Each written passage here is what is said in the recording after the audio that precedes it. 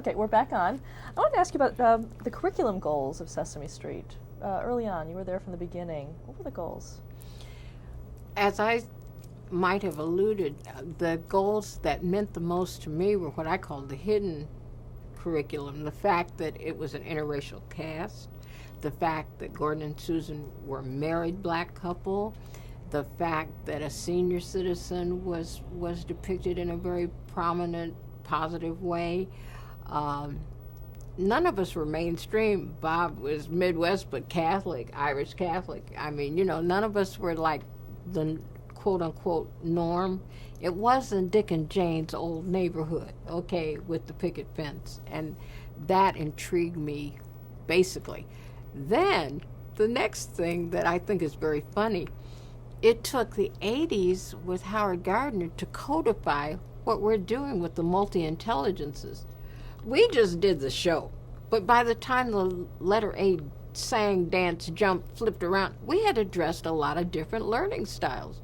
We didn't have words for that. We didn't have words for diversity. We were just doing the show.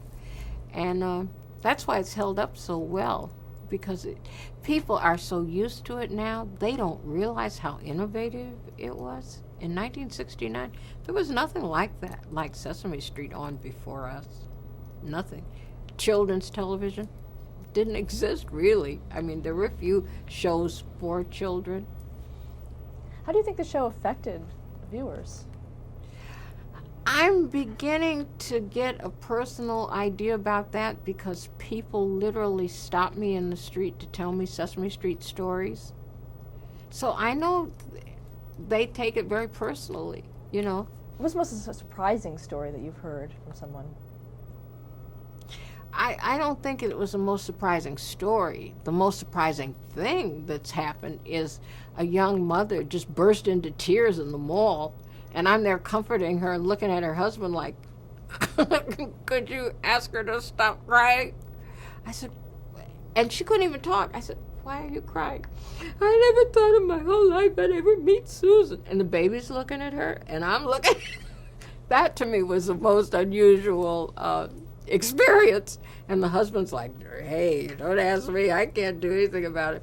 And just as hard as she cried, that's how hard she laughed. Because it was such a spontaneous, unexpected reaction for her too, So I'm like, okay then, can I go now? People think I'm beating you up. It was funny. But she said, Susan. And then she got this peculiar look on her face and she burst into tears.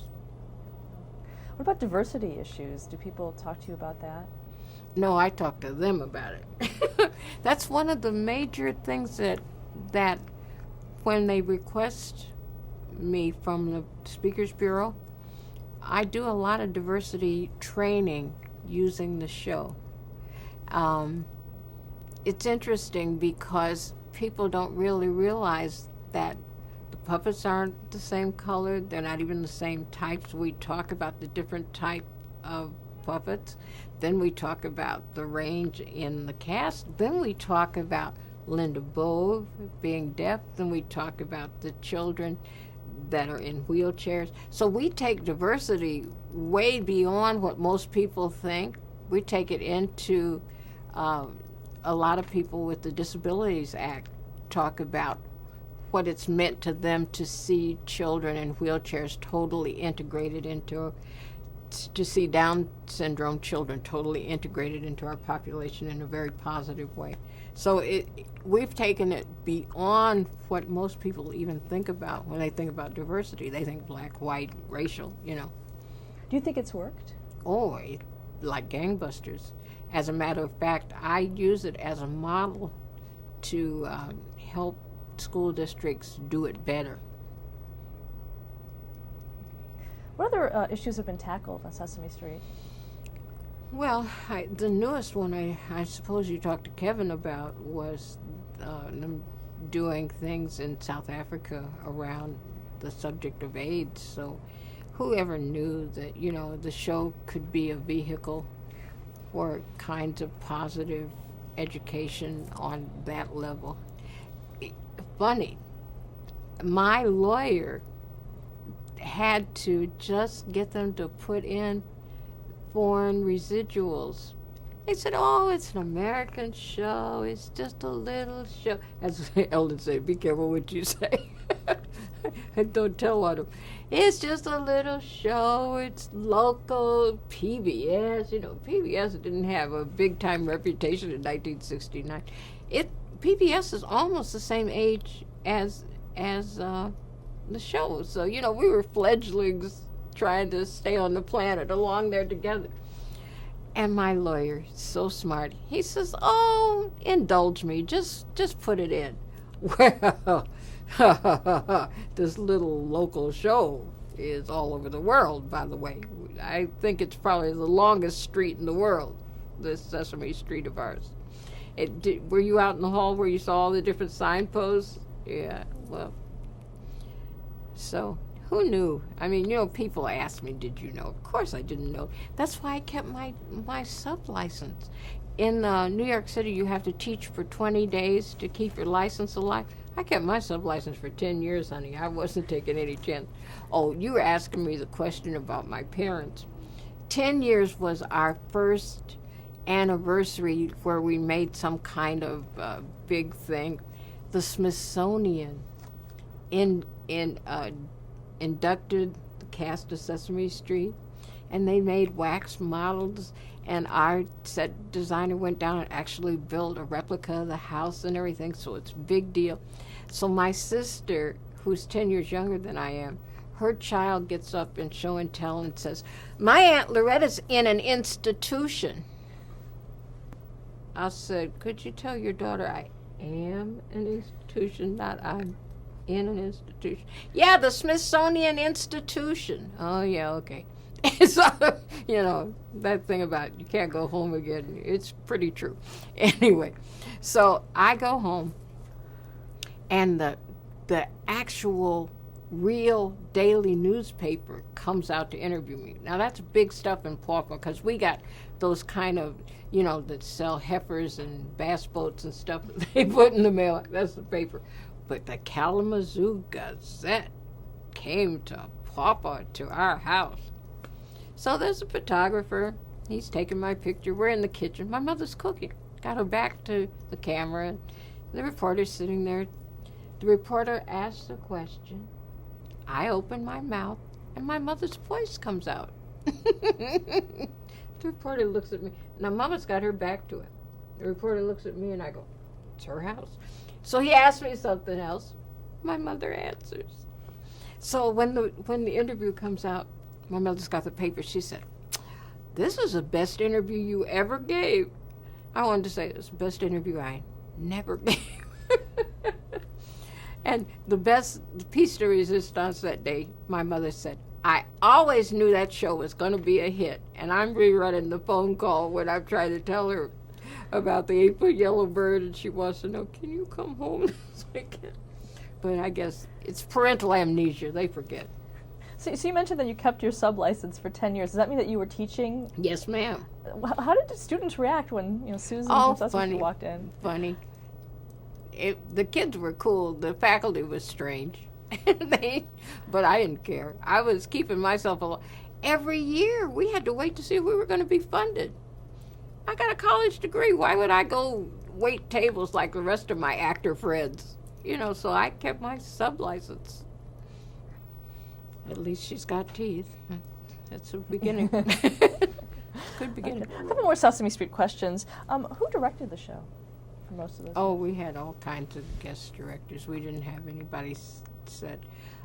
John Stone did a lot of them, but we had all kinds of people. Lisa Simon, who started out as a babysitter, ended up directing a lot of the shows. So. And you had a lot of celebrity guests. Yeah, now people would call up and ask to be on the show. Do you have any favorites? Denzel, Lena Horne, Tony Bennett. I don't know. We had everybody. So. Do some people make better guests than others for this kind of a show? No, I think everybody does. Everybody makes a good guest because our people are so smart about making a setting for the stone. you know. So they make everybody look good because they are very careful in what they write for them to do and how comfortable they are. And most people are very, very happy to be there. And you've guested on other shows. Talk about some of those appearances you've made. Pretty much hair-raising. I'd rather do Sesame Street than other people's shows because I'm relaxed on my own show. I'm scared to death on other folks' shows. Oh, why? You want to do well, and you don't want to reflect badly on your show, and it's just different.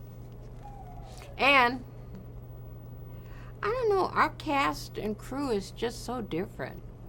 We've been together so long, it's like a family. We're on second and third generation crew. I mean, Frankie Biondo's son became a cameraman, and our first property man, his son is now the prop guy. I mean, we've been in production so long.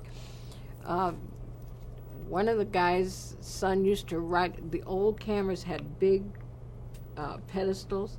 He used to ride on his father's camera with his little Indian style, and now he's a cameraman. So, you know, we've been on so long that it's just like family. So it's so relaxed. And you love the fact that our cameramen know how to frame a shot so they don't catch the puppeteers in the shot. When you see a new cameraman, you go, oh, it's going to be a long day, because they widen out too far and they catch a puppeteer's head or his hand or something. And then we have blonde puppeteers that have to wear black skull caps to keep their hair from haloing up into the shot. There's all kinds of specific stuff that you have to know how to shoot our show. Well, what about as a performer, when you're working with the puppets? Did you have to do anything special as a performer? Just stay out of the way, because they'll run over you with those little carts and stuff. Okay. You had appeared on the Dick Cavett Show and the Flip Wilson Show and the Today Show. Any memories of those appearances? Not really, because I was scared to death. I mean, it's like, that was so early on, and it represented big-time show business. That was the little girl on the farm out in the field. That was my dream come true. The Dick Cavett Show was like a nighttime show, like the Johnny Carson Show. I was so scared. I can't even remember anything of, and they only give you like 2 minutes, 3 minutes. You saw the film clip. You tried not to say something stupid, and you got off. The Flip Wilson Show, the panic was you had to lip sync everything, because everything was pre-recorded. And you learn pretty soon, keep it simple, stupid, because you put all those little thrills and chills in the studio, and then you can't get your mouth to flap around in time. So, you know, that was Ajita City. So I preferred doing my own show, because the others were so scared. You want to do well. That's why. How has the show changed since you began on it?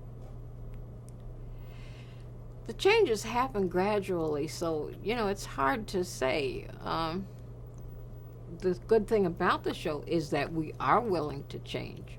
For one thing, the audience is no longer basically watching at home. They're basically watching in daycare. So the show had a daycare center just to reflect what's really happening with the children. As you pointed out, Susan became a working wife, and then we adopted a child, so a working wife and mother, which reflects the real world. So I think that's the thing I like about the show so much. It evolves and stays a living thing. You know, many shows, they take one format and they ride it off into the sunset, and then they rerun it for 50 more years after that. And we're allowed to get older. And it was so funny. At the 35th anniversary, they did a montage of my hairdos, mean-spirited stuff. I said, television is the only place where your hair gets smaller and your body gets bigger, all in one shot. You know that? I said, that's pretty mean. But they allow us to be human beings and you know, get older and the whole thing. How have your costumes changed? Not much. We have wonderful guys doing it, and it's casual and mostly Saturdays. And when little kids see me out in the real world, they go, "You don't dress like that on Sesame Street." And I always say to them what they say to their mother. "I dressed myself today." You know how little kids will come out in these whacked out outfits. "I dressed myself today." How important is it for you to keep working? Oh, absolutely important. Why not? I mean, yeah. First of all, I got a lot of information. You know, I consult with school districts, and I do a lot of in-service training of actual teachers that are on the firing lines, and they're the most receptive. I've tried teaching undergrad school. That's not my stick. You know, I overheard a young girl sing, "If my daddy doesn't buy me a new Pathfinder," which means she's already got one, "and rent me an apartment, I'm not coming back to school." I went, boy, am I in the wrong school. I'm used to working stiffs, and I'm working at the Wawa, and I'm trying to stay awake in this 8 o'clock class, and I'm the first generation off the boat to get to college. That's where I belong, you know. Or teachers who are actually in the pit, you know, fighting it every day, who want to figure out how to do it better, how to reach these kids. But you know what, I have just formed a 501c3, and I want to run a parallel learning situation. I want Dr. Loretta Long's Lifelong Learning Center, where people who have just about given up on education can come back and be engaged. Because there's a lot of people that need their GED, they need encouragement, they don't even know how to start to change their lives. So that's what I want to do. And take care of their kids in the meantime. So they walk in one way, mom goes this way, and the kids go to the daycare center. Because that Welfare to Work Big Block grant provides daycare if you do vocational education training. So that's where I see my energies going now. Because there's a way to train people using technology, even if they don't read well, they like technology.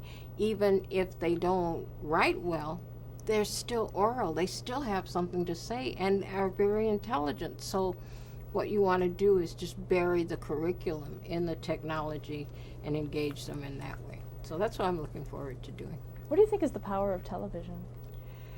It invades your brain cells. I think it's so personal. It comes to your house. That's why people think they know me. I never realized it until I met one of the Cosby kids, and I'm just chatting away, and I said, "You don't know me." He said, "Oh, yeah." His mother said, "Oh, yes, he does." From when he was sitting in the little bouncy thing. But I think it's because it's so intimate. It comes to your house and into your living room or your bedroom or wherever your TV is, and you feel like you know people. How do you think your character has influenced television today? Well, I think I'd like to think that I am a positive image for a black female. You know, I really would like to believe that I have influenced in that way. And it's interesting with little children, you know, the racial aspect, excuse me, is not anything that they consider. They just like Susan. And the racial aspect of it, they don't really consider that. They like you because you like them. Has the portrayal of black characters changed? I'm going to since have it to began? stop because Oh. I got something caught in my... What advice would you give to a performer starting out today? Keep going. Don't give up. I could have gone back to Michigan. Actually, what happened, I auditioned for Berry Gordy and Motown on the day I was leaving Michigan. And there were plenty of days, boy, I thought I made a big mistake. I should have stayed there. He said to me, "Well, you sing well, but we're not going to have a jazz label for a long time, but you could work here at Motown. Years later, I met Martha and the Vandellas and some of the acts, and they had all run switchboards and sang background for the Temps and everything, and did it for like years before you ever gave them a record contract. So I said, well, who knows, you know. But sometimes you just take your best shot. I think just keep going is the important thing. I told you that thing about giving myself 6 months, and always something would happen just enough to encourage me to give myself the next 6 months. And so I was in New York from 1960 to 1969 before I got Sesame Street. I could have gone back to Michigan any time. I wasn't going back to the farm, so, you know, what's that song? How you gonna keep 'em down on the farm, you know? So once I was in New York, I was here. How would you like to be remembered? That I made a difference, a positive difference, that I helped somebody. Thank you so much for sharing your story with us. Thank you.